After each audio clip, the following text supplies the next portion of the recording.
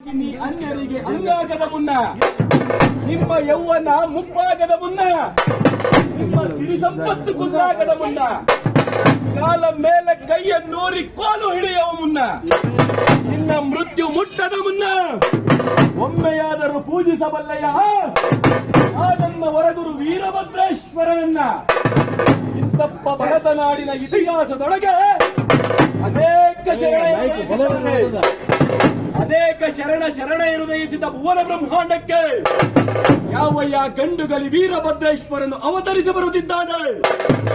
ಅಂಡಜ 21 ಲಕ್ಷ, ಪಿಂಡಜ 21 ಲಕ್ಷ, ಜಲಜ 21 ಲಕ್ಷ, ವಾರಿಜ 21 ಲಕ್ಷ.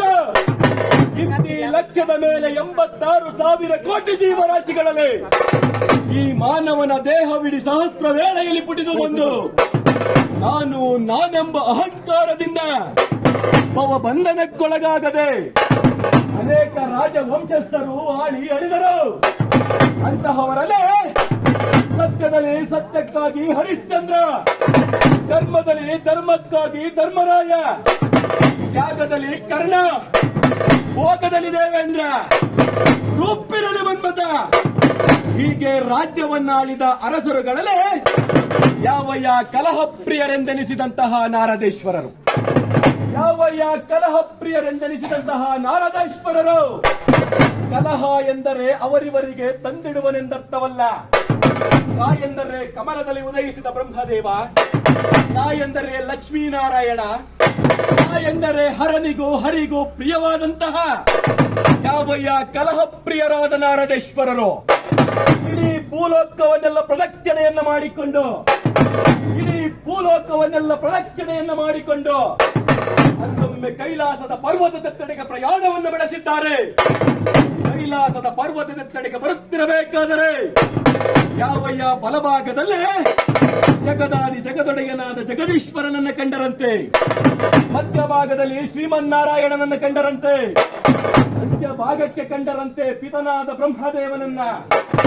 ಯಾವಯ್ಯ ಬಲಭಾಗದಲ್ಲಿ ಕಂಡಂತಹ ಜಗದಾದಿ ಜಗದೊಡೆಯನಾದ ಜಗದೀಶ್ವರನಿಗೆ, ಯಾವಯ್ಯ ಬಲಭಾಗದಲ್ಲಿ ಕಂಡಂತಹ ಜಗದಾದಿ ಜಗದೊಡೆಯನಾದ ಜಗದೀಶ್ವರನಿಗೆ ಅನಂತ ಕೋಟಿ ಪ್ರಣಾಮಗಳನ್ನು ಸಮರ್ಪಿಸಿಬಿಟ್ಟು, ಮಧ್ಯಭಾಗದಲ್ಲಿ ಕಂಡಂತಹ ಶ್ರೀಮನ್ನಾರಾಯಣನಿಗೆ ಸಕಲ ಕೋಟಿ ಪ್ರಣಾಮಗಳನ್ನು ಸಮರ್ಪಿಸಿಬಿಟ್ಟು ಅಂತ್ಯ ಭಾಗಕ್ಕೆ ಕುಳಿತಿದ್ದಾರೆ ಪಿತನಾದ ಬ್ರಹ್ಮದೇವ. ಹೇ ಪಿತನಾದ ಬ್ರಹ್ಮದೇವ, ಏನು ಸ್ವಾಮಿ ನಿನ್ನ ಲೀಲೆ? ಜಗತ್ತಿನಲ್ಲಿ ಎಲ್ಲರ ಹಣೆಯ ಬರಹವನ್ನು ಬರೆಯುವವನು ಪಿತನಾದ ಬ್ರಹ್ಮದೇವ. ಏಕೆಂದರೆ ಇವನು ಶರಣನಾಗಬೇಕು, ಇವನು ಶರಣೆಯಾಗಬೇಕು, ಇವರು ಕಳ್ಳರಾಗಬೇಕು, ಇವರು ಸುಳ್ಳರಾಗಬೇಕು ಎಂದೆಲ್ಲ ಜಗತ್ತಿನಲ್ಲಿ ಅವರವರ ಹಣೆಯ ಬರಹವನ್ನು ಬರೆಯುವವನು ಆ ಪಿತನಾದ ಬ್ರಹ್ಮದೇವ.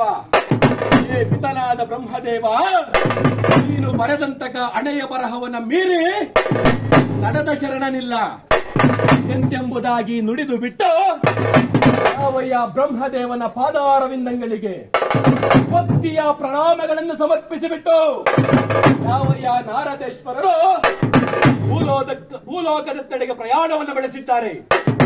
ಭೂಲೋಕದತ್ತೆಡೆಗೆ ಪ್ರಯಾಣವನ್ನು ಬೆಳೆಸುತ್ತಿರಬೇಕಾದರೆ ಯಾವಯ್ಯ ಭೂಲೋಕಕ್ಕೆ ಪ್ರಯಾಣವನ್ನು ಬೆಳೆಸುತ್ತಿರಬೇಕಾದರೆ ಯಾವಯ್ಯ ನದಿಯ ತೀರದಲ್ಲಿ ನಡೆದು ಬರುತ್ತಿದ್ದಾರೆ. ಯಾವಯ್ಯ ಭೂಲೋಕದ ನದಿಯ ತೀರದಲ್ಲಿ ನಡೆದು ಬರುತ್ತಿರಬೇಕಾದರೆ ಅದೆಷ್ಟೋ ಸಾವಿರಾರು ವರ್ಷಗಳ ಹಿಂದೆ ಸತ್ತು ಬಿದ್ದಂತಹ ಒಂದು ತಲೆಬುರುಡೆಯ ಎಲುಬನ್ನು ತಾಕಿ ಮುಕ್ಕರಿಸಿ ಬಿದ್ದರಂತೆ. ಏನಿರಬಹುದು ಎಂಬುದಾಗಿ ಹಿಂತಿರುಗಿ ಬಿಟ್ಟು ಬುರುಡೆಯನ್ನ ಕೈಗಿರಿಸಿಕೊಂಡರಂತೆ. ಯಾವಯ್ಯ ಬುರುಡೆಯನ್ನು ತನ್ನ ಕೈಗಿರಿಸಿಕೊಂಡು ಆ ಬುರುಡೆಯ ಹಣೆಯ ಬರಹವನ್ನು ನೋಡುತ್ತಿದ್ದಾರೆ. ಎಂತ ಚಂದ ಬರೆದಿರ್ಪನಯ್ಯ ಬ್ರಹ್ಮದೇವ ಆ ಬುರುಡೆಯ ಹಣೆಯ ಬರಹವನ್ನ. ಏನಂತೆಂಬುದಾಗಿ ಬರೆದಿದ್ದಾರೆ ಬ್ರಹ್ಮದೇವ ಆ ಬುರುಡೆಯ ಹಣೆಯ ಬರಹವನ್ನ. ಆ ಜನ್ಮದಾರಿದ್ರಂ ದಶವರ್ಷಾಣೆ ಬಂದಯೇ ನದಿಯ ತೀರೆ ಮರಣಂ, ಮರಣ ನಂತರೇ ಕಿಂಚಿತ್ ಲಾಭಂ ಸುಕೃದಂಬವೇ ಎಂತೆಂಬುದಾಗಿ ಒಂದು ಶ್ಲೋಕಾರ್ಥದಲ್ಲಿ ಆ ಬುರುಡೆಯ ಹಣೆಯ ಬರಹವನ್ನು ಬರೆದಿದ್ದಾನೆ ಬ್ರಹ್ಮದೇವ. ಇದನ್ನ ಕಂಡಂತಹ ಯಾವಯ್ಯ ನಾರದೇಶ್ವರರಿಗೆ ಆ ಬುರುಡೆಯ ಹಣೆಯ ಬರಹದ ಸಾರಾಂಶವೂ ಅರ್ಥವಾಗಲಿಲ್ಲ. ಆ ಬುರುಡೆಯನ್ನು ತೆಗೆದುಕೊಂಡು ನೇರವಾಗಿ ಬ್ರಹ್ಮಲೋಕಕ್ಕೆ ಓಡೋಡಿ ಬರುತ್ತಿದ್ದಾನೆ. ಬ್ರಹ್ಮಲೋಕಕ್ಕೆ ಓಡೋಡಿ ಬಂದು ಬ್ರಹ್ಮನ ಕೈಗೆ ಆ ಬುರುಡೆಯನ್ನ ಬ್ರಹ್ಮನ ಕೈಗಿರಿಸಿ ಬಿಟ್ಟಿದ್ದಾರೆ. ಬ್ರಹ್ಮದೇವ, ಭೂಲೋಕದಲ್ಲಿ ಎಲ್ಲರ ಹಣೆಯ ಬರಹವನ್ನ ಬರೆಯುವವನು ನೀನಲ್ಲವೇ?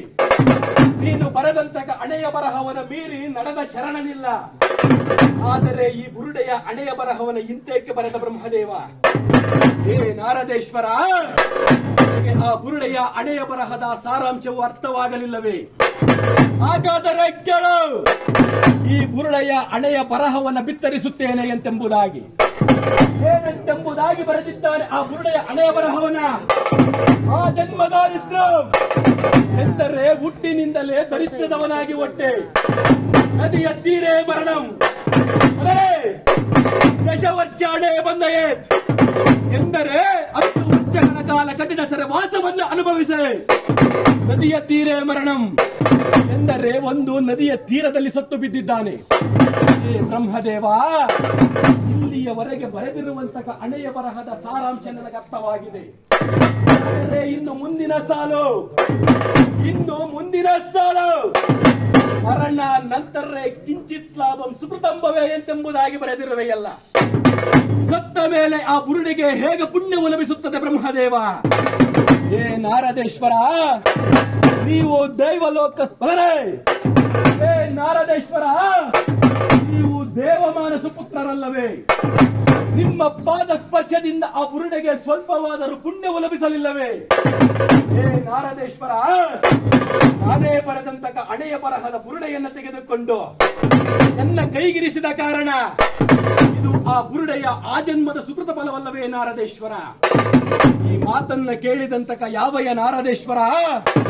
ಸ್ವಾಮಿ ಬ್ರಹ್ಮದೇವ, ನೀವು ಬರೆದಂತಹ ಹಣೆಯ ಬರಹವನ್ನ ಮೀರಿ ನಡೆದ ಶರಣನಿಲ್ಲ ನೋಡ ಎಂಬುದಾಗಿ ಆ ಬುರುಡೆಯನ್ನ ತೆಗೆದುಕೊಂಡು ನೇರವಾಗಿ ಕೈಲಾಸಕ್ಕೆ ಬಂದಿದ್ದಾನೆ. ಕೈಲಾಸದಲ್ಲಿ ದಯಾಮಯನಾದ ಶಂಕರ ಗಿರಿಜಾವಲ್ಲಭ ಯಾವಯ್ಯ ನಮ್ಮಯ್ಯ ಪರಮೇಶ್ವರ ಆ ಬುರುಡೆಯನ್ನ ತೆಗೆದುಕೊಂಡು ನನ್ನ ಕೊರಳಿಗೆ ರುದ್ರಾಕ್ಷಿ ಮಾಲಿಕೆಯನ್ನಾಗಿ ಧರಿಸಿದ್ದಾರೆ. ತಪ್ಪ ಪವಾಡ ಅಂದಿಗುಂಟು ಇಲ್ಲ ಎಂಬ ಶಿವದ್ರೋಹಿಗಳ ಗಂಡ ಶಿವಭಕ್ತರಿಗೆ ಪ್ರಾಣಲಿಂಗ ಪೀತ ದುರ್ಭಾಂಗ ತಕ್ಷಣ ಪ್ರಾಯರುಂಡ ಬಲ್ಲರೆ ಬಲ್ಲರ್ರೆ ಬಲ್ಲೆ ಬಲ್ಲೆ ಬಲ್ಲರ್ರೆ ಬಲ್ಲೆ ಬಲ್ಲೆ ಬಲ್ಲರ್ರೆ ಬಲ್ಲೆ ಬಲ್ಲರುಂಡ ಬಲ್ಬಲ್ಲರೆ ಬಲ್ಬಲ್ಲರೆ ಬಲ್ಬಲ್ಲರೆ ರುದ್ರ ಶಿವರುದ್ರ ಮಹಾರುದ್ರ ಶಿವರುದ್ರ ಮಹಾರುದ್ರ ಶಿವರುದ್ರ ಮಹಾರುದ್ರ ಶಿವರುದ್ರ ಮಹಾರುದ್ರ ರುದ್ರ ರುದ್ರ ರುದ್ರ ವೀರಭದ್ರ.